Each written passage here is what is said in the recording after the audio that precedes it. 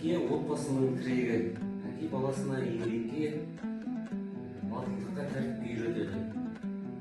Қамшы қаталдық емес, тәртіп пен дисциплинаның нышаны. Қазақта қамшы ілулі тұрса, тәртіп бар деген сөз бар. Әке көрген оқ жаулар дейді. Балаларға қамшы балаларға жол көрсету, тәртіп және тәрбиенің белгісі деп атам қазақ қамшы туралы көп өсиеттер айтып кеткен. Қамшыны балам міне былай үйренеді. 3 бесін аламыз.